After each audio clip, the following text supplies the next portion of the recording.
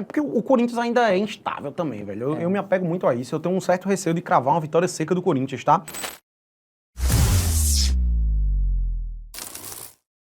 Bom, também tem clássico paulista, tá? Corinthians e Santos, jogo que será na Neoquímica Arena, domingo, 4 da tarde, também nona rodada do Campeonato Brasileiro, Matheus Montenegro. É, o Santos que vem muito mal, né? Absurdo, muitas polêmicas envolvendo o Neymar, como sempre, né? E o Corinthians, aquela coisa. O Corinthians parecia que ia engatar depois que meteu ali o 4-2 no Internacional, uma grande vitória. Mas o produtor se doeu, né?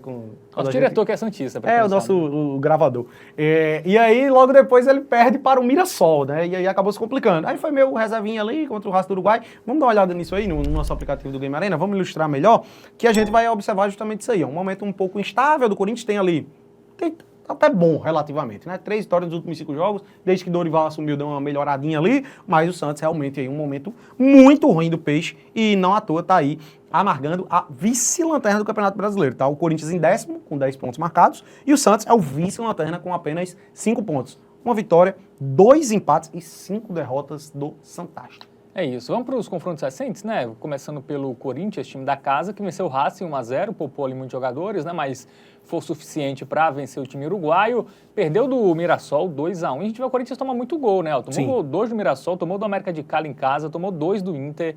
Aí conseguiu não tomar do Novo Horizontino, mas antes havia tomado 4 do Flamengo, então uma defesa realmente instável, né? Recentemente só não tomou de Racing e Novo Horizontino, basicamente. Exatamente. É isso mesmo. Cara, se a gente puxa um retrospecto aí de...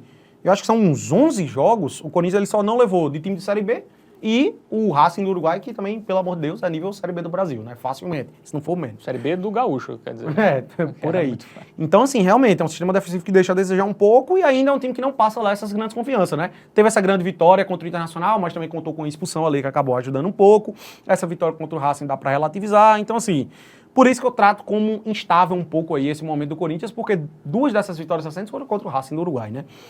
E por outro lado, o Santos, esse sim vive um momento bem ruim, né? Amargando aí empates, quase que perde até pro CRB dentro de casa na Copa do Brasil. O CRB perdeu um pênalti no último minuto. Tanto que o melhor jogador do Santos aí nesse início é o Gabriel Brazão, que é o goleiro, né? Isso. E aí o ataque também não vem funcionando tão bem, né? Nesses últimos 2 jogos, por exemplo. Mas antes até vinha, né? Perdeu para São Paulo e Bragantino, mas deixando um gol, né? Fez 2 no Atlético Mineiro, aí fora perdeu de 1-0 do Fluminense e empatou em 2-2 com o Bahia e derrota na estreia do Brasileirão 2-1 para o Vasco. Até deixa mais gols do que passa em branco, né? Mas sofre em praticamente todos também, né? Isso é fato. Ele só não sofreu em 2 aí desde que começou o Brasileirão, que foi esse do Ceará e o 2-0 no Atlético Mineiro. Muito bem, momento Bet Nacional na tela, vamos lá, porque o favoritismo é da equipe do Corinthians, né? Joga em casa. E aí, Matheus Montenegro? Bom, é porque o Corinthians ainda é instável também, velho. Eu me apego muito a isso. Eu tenho um certo receio de cravar uma vitória seca do Corinthians, tá? E ao mesmo tempo, eu também tenho um pouquinho de medo de apostar no ambas marcam, porque eu não confio tanto assim no gol do Santos, não, tá?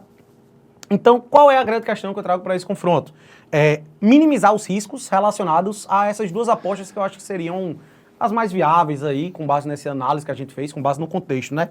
E aí eu vou fazer o quê? Utilizar o criar aposta para... Ao invés de pegar a vitória do Corinthians, a gente pega o dupla hipótese, que eu acho que o Corinthians não vai perder na Neoquímica, tá? Pode ser que seja empate, mas uma derrota eu já acho que é demais.